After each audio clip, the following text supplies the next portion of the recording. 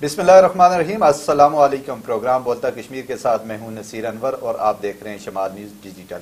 नाजरीन, जैसा कि आप जानते हैं कि हम ज़्यादातर अपने प्रोग्राम में कश्मीर की ताज़ा तरीन सियासी सूरत पे बात करते हैं, लेकिन आज के जो प्रोग्राम है हमारा, इसमें हम मकबूजा कश्मीर, भारत और इसके साथ साथ फ़लस्तीन और गज़ा के हवाले से बात करेंगे। हमारे साथ मौजूद हैं सीनियर तजियाकार सईदुर्रहमान सदीकी साहब। सदीकी साहब, बहुत शुक्रिया आपका, आपने शमाल न्यूज़ डिजिटल को टाइम दिया।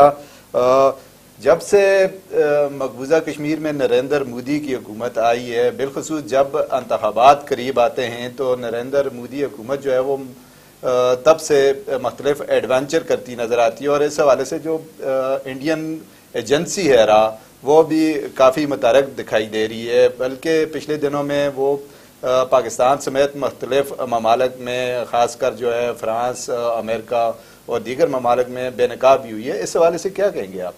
जी बिल्कुल ऐसा ही है। जब ज़ाहिर नरेंद्र मोदी की फाशिस्ट हुकूमत है और इंतहा पसंद हिंदू आता एक माइंड सेट है उनका, और उसी एजेंडे के तहत बरसर इक़्तिदार भी हैं, और एक्सट्रीमिस्ट जो वोट बैंक है हिंदुओं का वो उन्होंने हासिल किया।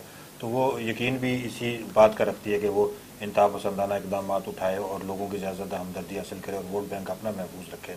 तो पिछली मरतबा तो उन्होंने पाकिस्तान के खिलाफ एक एडवेंचर किया कश्मीर के अंदर, और वो एक हाइप क्रिएट की और एक ऐसी फजा बनाई कि भारत के जो इंतहा पसंद अवाम थे उनको मरगूब किया कि हम पाकिस्तान के खिलाफ कुछ ज़्यादा रखते हैं। और अब सूरत हाल थोड़ी सी मुख्तलिफ होगी, क्योंकि अब ज़ाहिर हालात ऐसे जो है ना वो नहीं है कि वो पाकिस्तान के खिलाफ एडवेंचर कर सके। चीज़ें एक्सपोज हो गई हैं।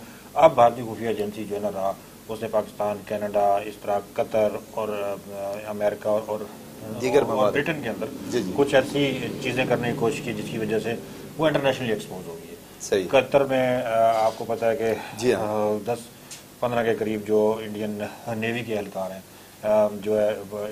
जो इसराइल की खुफिया एजेंसी जो है ना मोसाद, उसके साथ अपने लिंक्स की वजह से उनको गिरफ्तार भी और कतर की अदालत ने उनको सजा भी दी। इसी तरह कनाडा के अंदर नज्जर जो खालिस्तान फ्रीडम मूवमेंट के करता धरता थे और वहाँ पे एक मजहबी रहनुमा थे कनाडा के अंदर, उनको कत्ल किया, और ख़ुद जो कैनेडियन वज़ीर आज़म थे उन्होंने एक्सपोज किया, और भारतीय जो था वहाँ पे सफ़ीर, उसको भी मुल्क से वापस भेजा और बड़ा शदीद एहतजाज किया।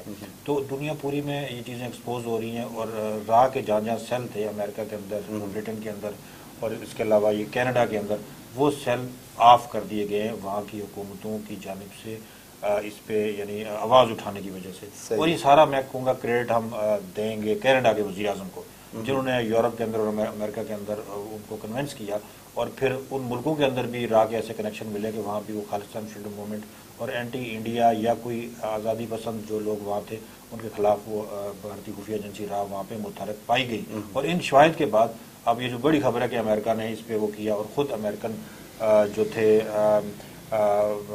इनके स्टेट डिपार्टमेंट के, उन्होंने इसराइल में भी प्रेस कॉन्फ्रेंस में ये बात कही कि भारत इन लोगों के खिलाफ कार्रवाई करे जो भारतीय खुफिया एजेंसी के साथ वाबस्ता है, और वो मुख्तलिफ मुल्कों में जो है अपने सियासी मुखालफिन को जो है निशाना बना रहे हैं। अच्छा सदीकी साहब, तहरीक खालिस्तान के हवाले से अगर हम बात करें तो पिछले कुछ अर्से से काफ़ी जो है इस हवाले से जनूबी पंजाब में अगर इंडिया के अंदर देखें वहाँ पे भी, और इसी तरह जो है बाकी बैनुल-अक़वामी सतह पे भी काफ़ी मुतारक दिखाई दे रही है। इस हवाले से क्या मालूमात हैं? जी बड़ी मुतारक हुई है। ये मशरक़ी पंजाब के अंदर जो है खालिस्तान फ्रीडम मूवमेंट, वहाँ पे तहरीक है वारिस पंजाब दे और इस तरह की कुछ और भी तंजीमें, किसान मोर्चा एक ऑर्गेनाइजेशन थी। फिर जो किसान तहरीक जो पंजाब के अंदर शुरू हुई, उसका बुनियादी जो महरक था वो भी खालिस्तानी आज़ादी पसंद उसके पीछे इन्वॉल्व थे, और उन्होंने जो है पंजाब भर के किसानों को मुनज़्ज़म किया, उन्होंने बड़ी ज़बरदस्त तहरीक चलाई और पंजाबी इत्तेहाद बनाया और पंजाबियों को इकट्ठा किया, यानी अपने हकूक़ की खातिर। उनके सियासी मकासद थे, सियासी अज़ाइम थे, और भारत के बहुत सारे ऐसे लोग जो स्टार्स थे वो इस ऑर्गेनाइजेशन के साथ अटैच हुए, और उन्होंने जो है ना सियासी जो है ना जदोजहद इस कदर मुनज़्ज़म की कि भारत खौफज़दा हो गया, और उन पर टैग फ़ौरन लगा दिया कि ये पाकिस्तान की हमायत याफ्ता है, या फिर ये इसको ISI सपोर्ट कर रही है, या फिर ये दहशतगर्द है। हालांकि वो पुरअमन एक सियासी, ऐसा कुछ भी नहीं था।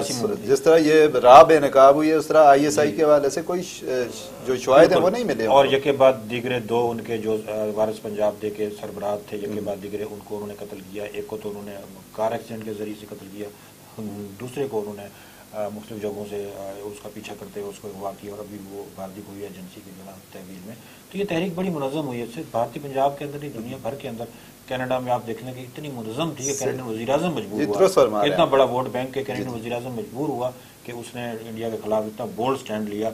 ये वही कनाडा था कि जो G20 का हिस्सा भी है और वो G20 में भी उसने एक तरह से बाइकाट ही किया हुआ था और कैनेडियन वज़ीर-ए-आज़म का भारत के खिलाफ उसी तरह का रवैया था, सिर्फ पंजाब के सिखों की जो है ना एक मुनज़्ज़म जो तहरीक की वजह से। तो मैं समझता हूँ खालिस्तान फ्रीडम मूवमेंट बहुत ज़्यादा मुनज़्ज़म हुई है दुनिया भर में, बिलखुसूस कनाडा में, ब्रिटेन में, अमेरिका में बहुत ज़्यादा मुनज़्ज़म हुई है और वो हुकूमतें भी मजबूर हो रही हैं। जैसे राह के सेल ख़त्म हो रहे हैं, कनाडा में ख़त्म कर दिया गया, US ने इनिशिएटिव लिया, जो बरतानिया इस पर इकदाम उठा रहा है। तो इसका मतलब ये है कि खालिस्तान फ्रीडम मूवमेंट इस हद तक मुनज़्ज़म है कि वो वहाँ की हुकूमतों की बेसरअंदाज हो रही है। अच्छा, जब हम मसला कश्मीर की बात करते हैं, जहाँ पे मकबूजा कश्मीर में जो मुसलमान हैं अपनी तहरीक आज़ादी जदोजहद की जंग लड़ रहे हैं, वहीं पे अब फ़लस्तीन में हमास जो है वो अपनी तहरीक आज़ादी की जंग लड़ रही है। तो उसके बाद जब से ये फ़लस्तीन वाला मामला जो है वो शुरू हुआ है, इसराइल और इंडिया का जो गठजोड़ है वो बिल्कुल खुल के सामने आ गया है। तो ये दोनों अतराफ में, वो कश्मीर हो या फिर फ़लस्तीन हो,